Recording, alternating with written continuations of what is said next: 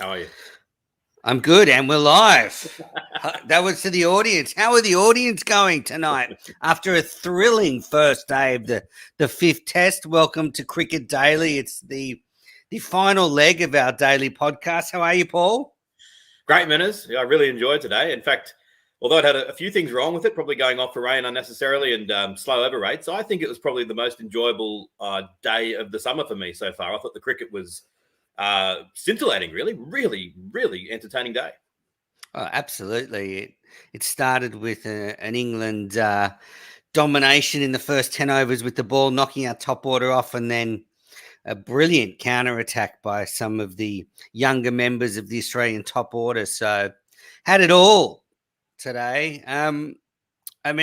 Should we start with the team selections? Mm-hmm. Australia went for Khawaja and dropped Harris. I'm pretty happy with that. How about you? Yeah, so they brought back in Head in place of Harris and kept Khawaja in there. I think if they'd done anything other than that, it just would have looked silly. I mean, we've talked about it before, but there is something to be said for the loyalty and the consistency and everything else. But you couldn't drop Khawaja after the way he'd played, and you couldn't not bring Head back in. Now, of course, people would say, well, Khawaja struggled today at the top of the order, but I think that Harris would have struggled as well. So I think it was absolutely the right decision. And also, we've talked about it before, setting us up for the subcontinent. As much as I want to like Marcus Harris, I just don't think he's someone I can see scoring a bucket of runs over in the subcontinent. So I think it was the right decision, 100%. I agree. And I think Harris is probably in a situation where he started to look a bit better, but Khawaja and Head have just made undeniable cases this summer. So I think it's a good position for Australian cricket to be in, where they've got that sort of competition for places. So, that was the only change for the Aussie team. Boland came up fit. So, the everyman Australian cricket star of the summer continues. So I think he'll do well in these conditions. So I'm glad he's playing. Yeah, absolutely. I found some footage today of me commentating on the Shield 11 months ago, and I remember he was bowling, and I said in another era he would have probably played for Australia. And I tweeted this out today, partially boasting to remind people that I'd once commentated on the Sheffield Shield, but also to mock myself for saying, like you look 11 months later, he was there. People are saying, oh, well done. It wasn't a prediction. My prediction was basically he had no chance of ever playing Test cricket. So the fact that he's playing and he's now every person in the crowd's hero, I love it. I can't get enough of it. Yeah, so he retained his spot. He came up fit after that rib injury. And then England, they made a swathe of changes. Butler's gone. Bairstow's thumb didn't come up good, so he couldn't play. They dropped Jimmy Anderson. They dropped Hamid. They made a lot of changes. So who did they go with? Rory Burns and Milan at the top of the Crawley at the top of the order. Milan at 3, Root 4, Pope 5, Stokes 5, Pope 6. But I don't think Stokes can really bowl. I think he's playing just as a batter. Yep, that's right. And Billings obviously made his debut. 700th. So get this, the 700th Test cricketer for England, and his lucky number. Australia? I bet Australia's had 11. Well, his lucky number is 7. Billings. His lucky number's always been 7, so it's quite fortuitous that he's the 700th English cricketer. I think there's about 480. His lucky number means nothing. I think there's about 480. I was actually listening to the Ben Stokes and Stuart Broad podcast today. That's where I got that from. They were saying that apparently Billings is quite posh, and that's what they make fun of him about. And Stokes said that the Sydney Test is the equivalent of the Lord's Test in England, snubbing the MCG. So I agree with Stokes there. He's 100% spot on. Yeah, the Sydney Test is equivalent to the Lord's Test, and the MCG is equivalent to the Cardiff Test. Exactly. Perfect. And then they were talking about when those people got thrown out of the SCG, and you made the point. I just want to make the point, when Australia goes to England in 2023, when all the English fans start abusing Smith and Warner, if Warner's there for the sandpaper, I just wonder if all those people are going to get thrown out of the grounds in England. So they were talking about that again today, which annoyed me. So they were talking about Billings. He's very posh, but I thought it was a good debut from him today. Very energetic. Yeah, and I think that the side looks a little bit better with him being in there. Is his nickname Bilbo partially a play on the words, but also because he looks like Bilbo Baggins from The Hobbit? I don't know. I can't talk. If anyone looks like a hobbit, it's more me than him. So he was number. Billings was 7, and then they dropped Anderson, they dropped Leach, and they brought back Robinson and Wokes. Wood and Broad stayed. So Now, Anderson will never play another test in Australia. well, on him, I heard Ian Botham talking about it, and he said there must be, and I think Michael Atherton said that there was talk that he had a niggle, and that he wasn't so much dropped for strategic reasons, but it was basically 39-year-old having played a succession of tests in a row. They just thought if they played him, his hamstring or whatever could go in the first. He could pull a muscle in the first couple of overs, and that would be a disaster. But you're saying that they actually dropped him purely for non-fitness reasons? Yes, I haven't heard anything about him having an injury. As I said, you never really know with bowlers. As you say, there might be just a little niggle, and it's probably not enough to say he's ruled out, but enough for the selectors to go, maybe we'll err on the side of caution. But I think it's more a rotation and dropped kind of thing. Well, that's possibly in a series where they've made some very dumb decisions. That's possibly the dumbest. And I know I'm saying this after one day, but I was saying it before the start as well. Of course, Anderson is a much more likely proposition than Wood on that wicket. I mean, gosh, if Australia had to face up to Anderson instead of Wood, the day could have been very, very different. England were on the verge of destroying Australia, and it was some of the most scintillating counter-attacking play that I've seen in a long time. And it coincided when Labuschagne and Head really got going. It coincided with when Broad and Robinson's spells finished, and Wood sort of predictably was a little bit all over the place. But Wokes, once again, has been very, very disappointing in Australia. And that was that's one of the best partnerships I've seen in a long time, even though it was fairly brief. And then later on in the day, when Head carried it on with Green, it was stirring stuff. Absolutely. Mark Wood, 11.3 overs, 1 for 79. That's a run rate of just under 7. Chris Wokes, 12 overs, 1 for 50. And Ollie Robinson, 8 overs, 2 for 24, picked up a little niggle himself and couldn't bowl for much of the day. So, you'd think Anderson could have fit in there somewhere. I mean, I reckon Anderson would have taken 2 for 20. And he probably wouldn't, he'd be still bowling now. So, a perplexing selection, but I guess, Anderson walks off. His last memory of cricket in Australia will be saving the test match at the SCG. Yeah, and that's a nice memory. He deserves to have a good memory of that, no doubt. Yep. So, Australia were 3 for 12 after 10 overs. Warner gone for a duck off Robinson, a 22-ball duck, his longest ever duck. Then Labuschagne comes out. He's dropped by Crawley early on. Then Khawaja's caught for 6 by Root off Broad. I actually thought Khawaja looked quite good in that period when he was out there. It was very difficult, and I thought he was handling it pretty well, and in the end just got a good one. Yeah.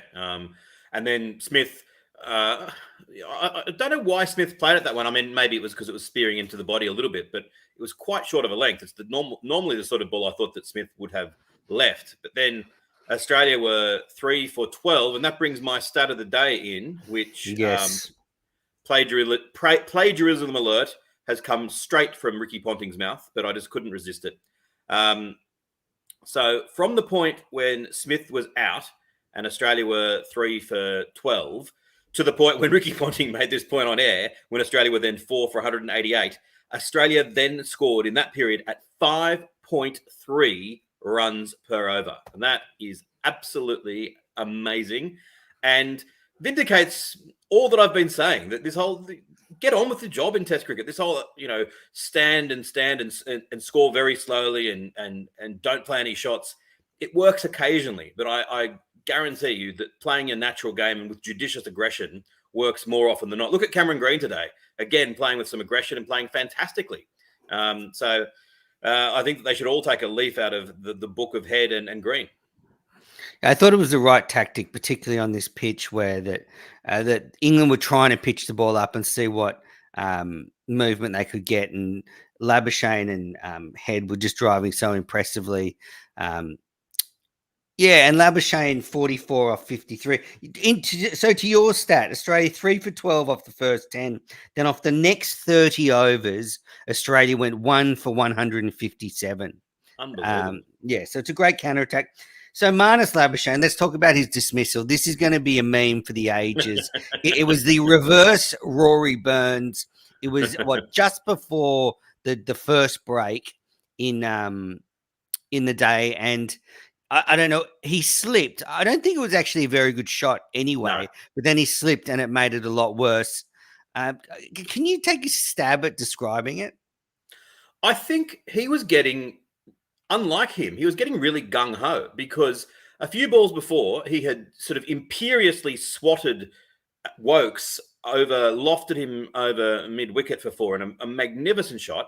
And then he'd actually charged Stuart Broad. Didn't really time it, but he charged down the wicket, and it was like the counter attacking had gone to his head. And I think he was just starting to feel that he was so on top of the bowling that he could start to do a few extravagant things. And he had, on another occasion, moved across nicely a couple of times and worked it to the leg side with a great flourish. I think that's what he did. He premeditated it, and then I think maybe out of the hand saw that, oh dear, this is a straight Yorker. And by then his foot had already gone so far across, and then he slipped. I agree with you. If he hadn't slipped, he might have been out LBW rather than bowled. Like, I think he was still going to be in a lot of trouble. Yeah, then he fell flat on his face, and I'm sure that the English players enjoyed it immensely. I think that'll be the most comical dismissal from the summer. Have we seen a funnier one? I don't think we have. I don't think so. It's funny that, and this is kind of a pointless point, but had he gone the other way, we wouldn't be talking about it funny. It would be like huge banner headlines about him being a coward and this is disgraceful and you must not back away. But because he goes that way, it's funny, which, I'm not saying anything other than that's semi-interesting. Yeah, a perfect technique going across, but he made a meal of it. So we were 4 for at lunch, and then it was a sublime 100-run partnership between Green and Head. Their first 100 runs came off 117 deliveries, the partnership. Head went to 100 off 112 deliveries and was out very next ball. And then Green was out for 74 off 109 balls. I mean, what an innings from Head. I would like to say it's the best innings I've seen in play, but the one at the Gabba was pretty good too. I mean, this is an impressive run of scores he's putting together in this Ashes. I heard him say before this series that he wants to start playing a bit more like he plays in the Shield, where he just tries to collar the bowling. And boy, was that an extremely good innings. Yeah, I think it was better than the Gabba, and I think it's the best innings I've seen in the summer. And Wow, big call. I just enjoyed it thoroughly from ball one. He's fast becoming just about my favourite player. I can't speak too highly of the innings. It was just magnificent. Yeah, it was punchy, beautiful square drives, but a strange dismissal. He totally lost concentration, and the ball after bringing up his century just spooned it to mid on, and he was interviewed, and I think he was annoyed at not going on with it because he was in such good form. But I mean, it was so hairy when he got out there. It's hard to be critical. Oh yeah, definitely. I mean, every batsman except Bradman kind of between 100 and 110 sort of gets a bit of a weakness and loses a bit of concentration. I don't think England bowled especially well to him. And the thing that's a bit disappointing is I've been critical of them all summer for bowling too short and, being a little bit defensive. It would have been better if they'd at least done that. They sprayed it round to him and to Green and to Labuschagne. If they'd gone back to, okay, let's just bowl at fourth stump and short of a length and aim to beat the bat a few times, on this pitch, that actually would have worked. The pitch was, in those early stages, so much in their favour. And Simon Kadich, I think it was, on SEN, was saying, imagine at 3 for 12, if you'd whispered in Joe Root's ear, within another 35 overs, things will have gone so badly that you'll be bowling with a spread field. It's just, I think I've added a bit. I don't think you talk about whispering in his ear, but it was just unbelievable that would be the case. That they look like they might bowl Australia up for 60, and yet by the time Australia were about 3 for 60, even though the scoreboard was still in England's favour, it was looking as though Australia was moving into a commanding position. It was absolutely bizarre from England.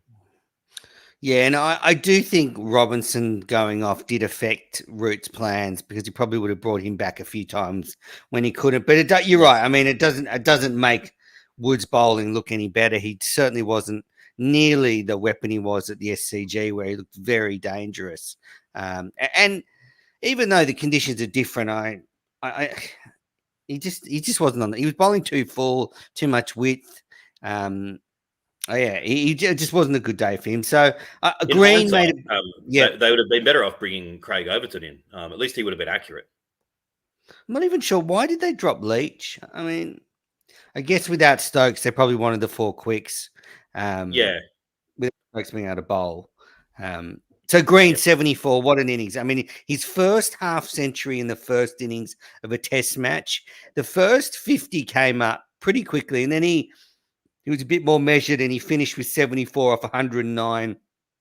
Caught on the boundary off Wood. I think he'll be disappointed at getting out that way. When his first century was in sight. But I mean, that was the best I've seen him bat in Test cricket. Imperious driving, the way he got on top of some of those length balls. I was looking at one ball he square drove, and that would have bounced above my head. And he's back on his back foot, hitting it through point. Oh, there's no doubt it's his best innings in Test cricket.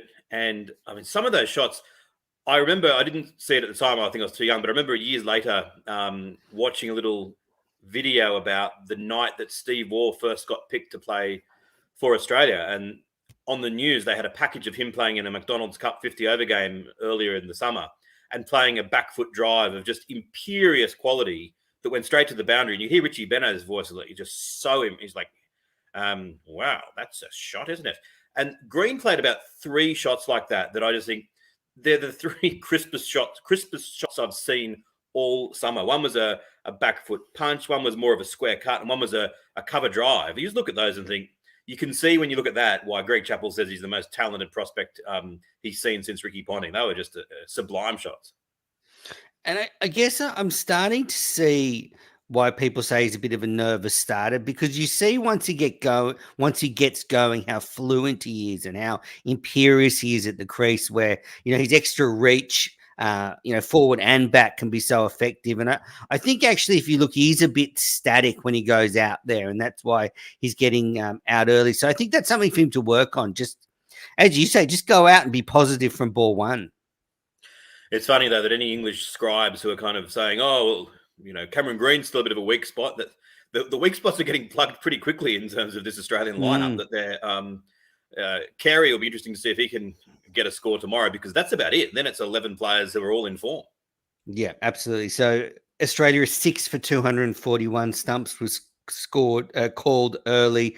Carey 10 not out of 27 balls, looked good. Stark a 0 not out of 5 deliveries. They got through 59.3 overs. So let's go to my good day, bad day. I'll start with bad day.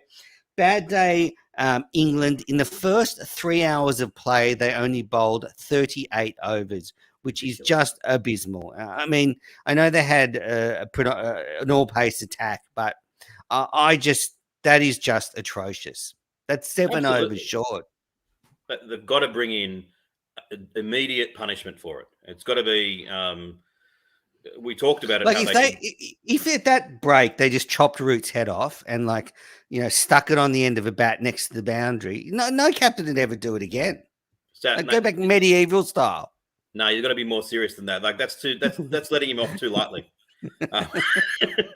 Him, the vice captain, the coach, just strung with heads all around the boundary, Game of Thrones style. What they should do is have a modification of that thing from the 100, which is so brilliant, where they should have a time and say, okay, by the first hour, if you haven't bowled your 15 overs, okay, you're 2 overs short. The first 2 overs of the next hour, bang, you're with only 10 players. Yeah. Something like that. And or make it 9 players if you want to make it absolutely so that they just Mm, have to avoid it. yeah. And the fast bowlers have got to take some ownership that some of them probably don't need the long run ups that they have. Not that these guys have excessively long run ups, but I think for some of them it would be. I mean, the bowling coach doesn't seem to do anything for England. He certainly doesn't stop them bowling no balls. But one of the things they could do would be for some of them.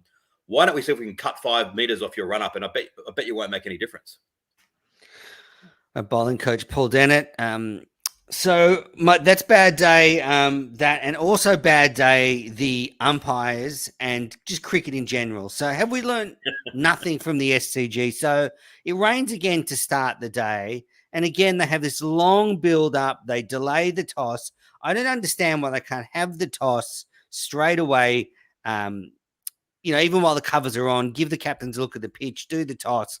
And then so as soon as the rain stops, they get out there. Again, they wasted half an hour with anthems. And I know it was Hobart's first ever Ashes test, but that could have been compact. And then at the end of the day, there was just a light sprinkle of rain. I mean, journalists at the ground have described it as, the faintest rain imaginable. And the umpires just ran off the pitch as quick as they could. I don't know whether it's the umpire's fault or the playing conditions. I suspect it's the playing conditions because I think it's weighted so heavily for the umpires in you have to be absolutely certain that player safety is paramount and all these things. Maybe they need to reword and have something in there. At all times, the aim is to get players on as much as possible, notwithstanding that yes, it has to be safe, but hurry, hurry, hurry, and if in doubt, stay out there. Because it's so farcical that we see it so many times. The one thing we don't have to worry about in a pink ball test is them going off for bad light, although it wouldn't surprise me if they somehow contrived a way to do it. But yeah, for the crowd sitting in there of a very healthy crowd, and as I said, one of the best days cricket I've seen in a long time, to suddenly say, oh, well, there's a slight misting of rain, off we go, let's go home. There's just no urgency. It's like... you could be forgiven for thinking that the umpires, I said I was blaming the terms and conditions, but you could be forgiven for thinking the umpires like, oh, wouldn't mind a movie and a coffee now. Let's get off here and get out of here quickly. It's like they're not as desperate to get the game on as the fans are. Yeah, and the result is today we lost some time and we only get 60 overs when we should have got 90 overs. And they played into the last session. They started a bit late when they should have. I mean, I think there's 10, 15 overs of cricket that was just waiting to be played, and the umpires and the way the game just saunters around cost it the fans. And there was 9,000 people that went to the first Ashes day, and they're the ones that get gypped.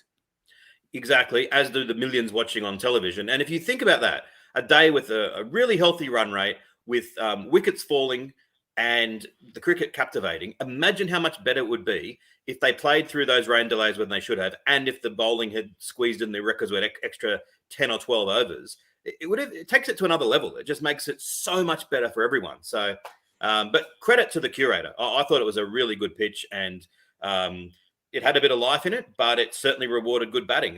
So, yeah, well done. Yeah, well, that was my good day. Good day, Tasmania. Good day, Tasmania, because they got the pitch right. So the curator, as you said, was a good pitch. Booney was the match referee, so they had one of their very own stars out in the middle when the coin was tossed. Look, it was going to be Tim Payne, had there been a sliding doors moment in life, but it didn't go that way. So Booney was out there with the coin.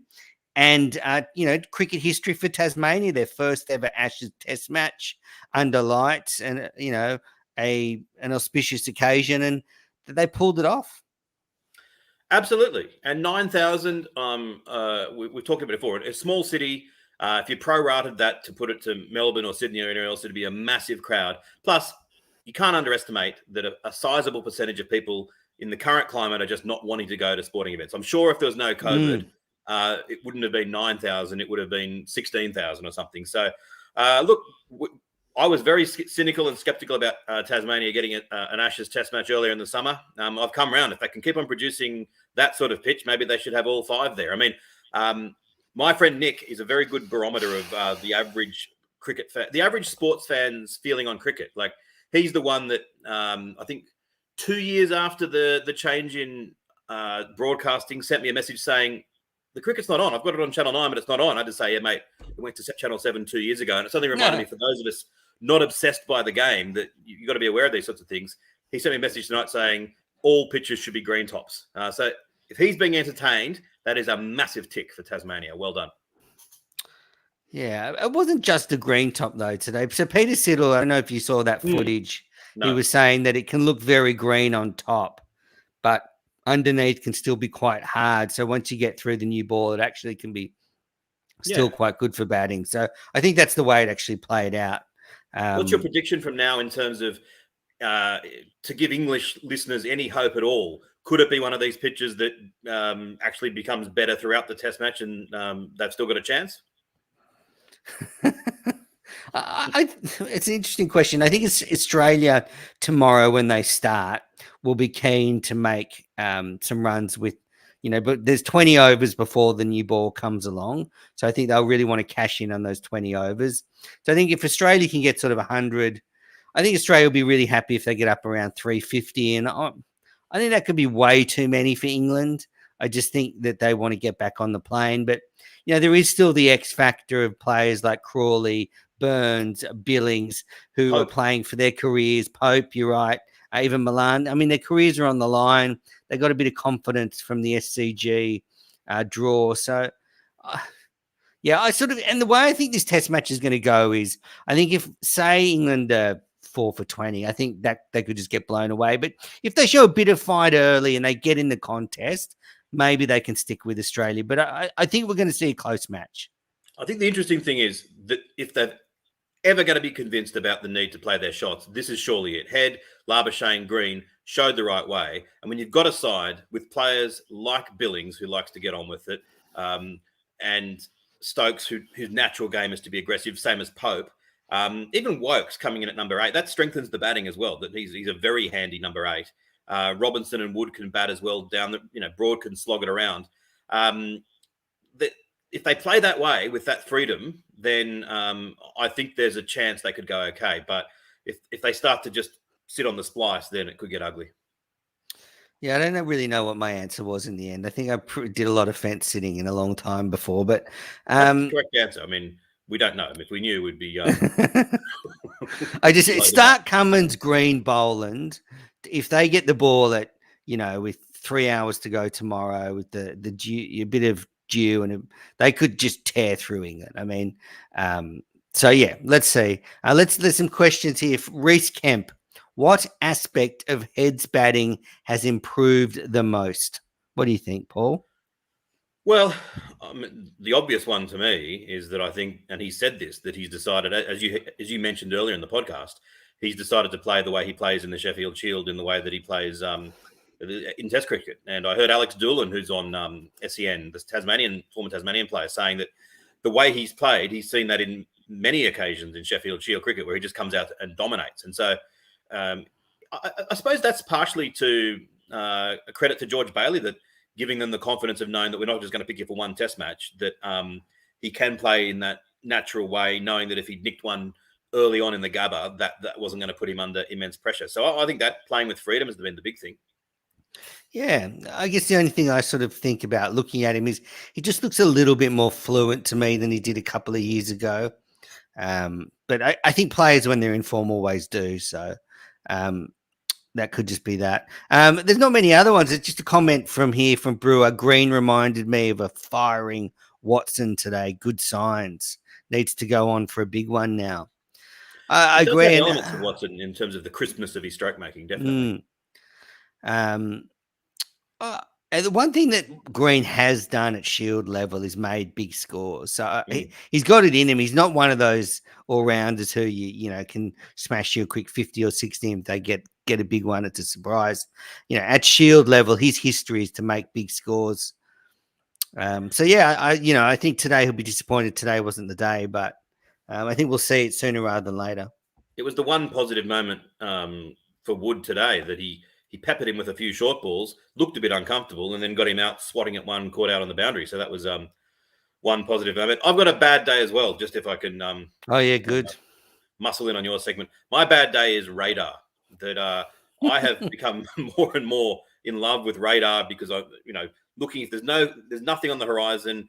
Many times I've realised, yep, the rain's about to stop, and it's stopped like clockwork. Well, today everything's been blown up because there was nothing on the radar, and yet it was raining in Hobart. Maybe actually to turn it around, maybe that's what the umpire should go on and say, if there's nothing on the radar, even if it's raining, then that clearly is a sign that the rain's not heavy enough. If the radar's not picking it like up, they pull out their iPhone. If their iPhone says it's not raining, even if it's raining, not raining, bang, we're not going off. What if the iPhone says it is raining though, and it's not raining? Do they still go off?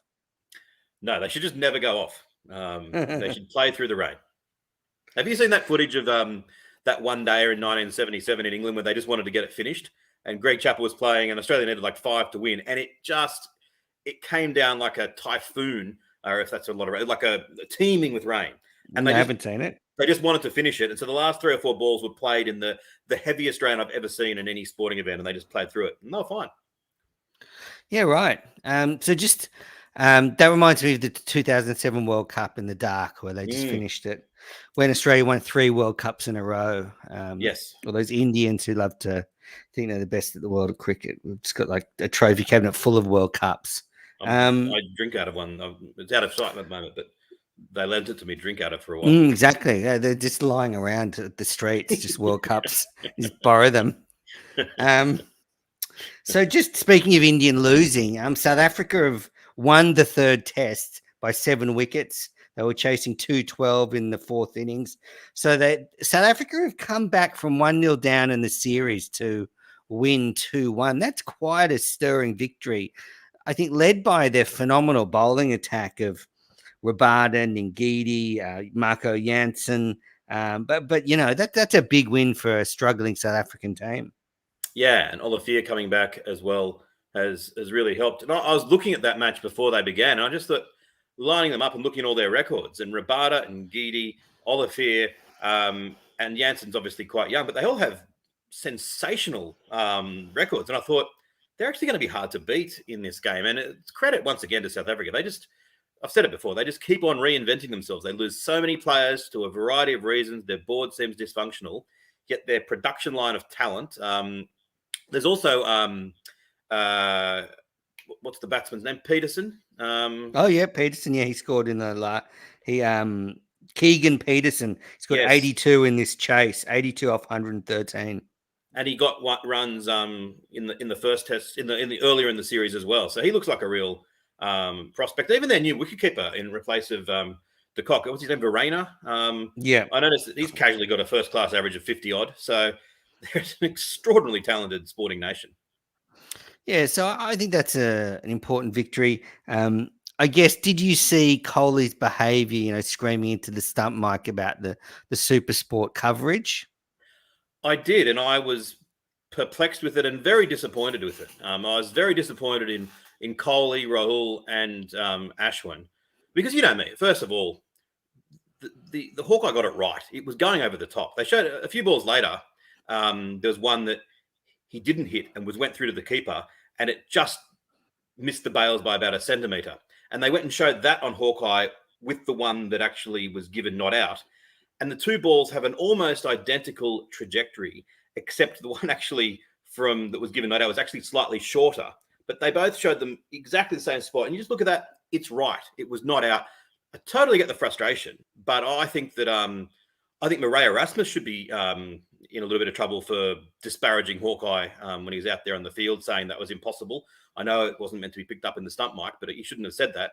But the way that they're insinuating that it was, basically cheating from South Africa, I just think that's wrong. And I think that there needs to be some sanctions as a result of it, some penalties. Yeah, I don't think an international skipper should be behaving like that. I think that behaviour is just one step too far. But I have a lot of sympathy for him. I think this has been building up over the series, and I think he's right. Super Sport can be real pricks. I mean, they do like to be a 12th man. When the Aussies are there, they just all over the Aussies with cameras. Kohli's point was, I think, around you follow us when we're shining the ball. Why don't you follow South Africa as well? So it harks back to Sandpaper Gate for me. And I have a lot of sympathy for the Indians in this case. I have very little time for that culture that comes out of South Africa. So I'll always, I back I just don't think that behaviour though can be accepted from Kohli. You know, if he's really upset, you just got to take it on the chin. You can't be screaming into stump mics.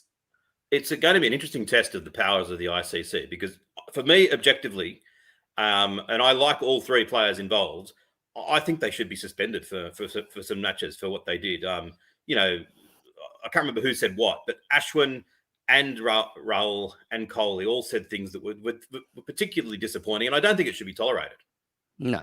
And I get, yeah, what I was alluding to with South Africa is Super Sport are all over all the visiting teams. The crowds can be just even, I mean, they can be vicious over there. It can be a very hostile place to play. I know the South African ex-players like to still feel like they're playing. You know, they were running around high-fiving when they got Australia with the sandpaper. So I do get Kohli's frustration and I love his passion, but yeah, you're right. It'll be interesting to see, you know, if BCCI is really running everything, because if he gets away with that, then he can just do anything, can't he? I mean, can you imagine if an Australian ran up and started screaming into a stump mic?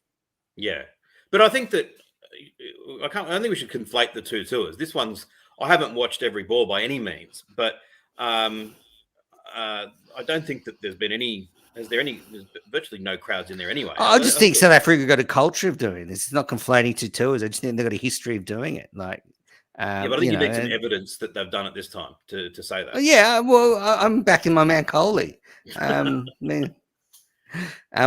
great victory to the South African players. You know, good result. But do you think there's anything in it that if Kohli's sort of talking about, well, why are you watching us shine the ball? Why aren't you watching them? Is there any suggestion either way that either side's doing anything untoward? Absolutely. South Africa are like the most serial ball tamperers in world cricket. I mean, they've been done more than anybody. I mean, their last captain, Faf, have been done, 3 times? I know, but are they doing anything now?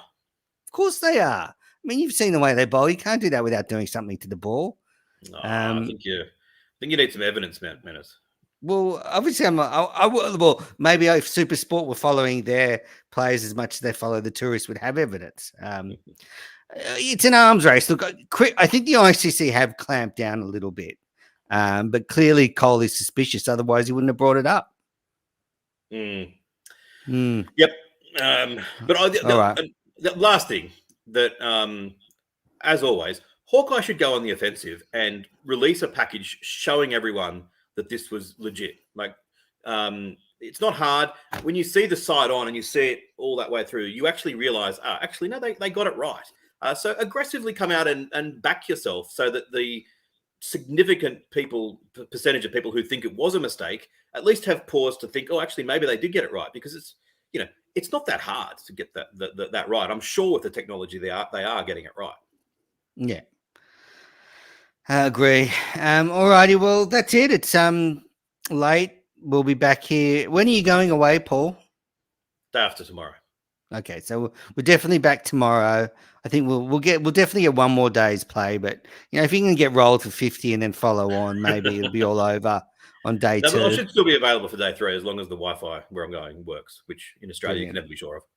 Exactly. All right. Well, thanks everyone that have watched on YouTube. Thanks everybody that listened on your favorite podcast app. This is Cricket Daily, the Ashes edition. I'm Andrew Menzel. It's 11:30 p.m. here, so I can hardly talk, with Paul Dennett. Back tomorrow. Good night.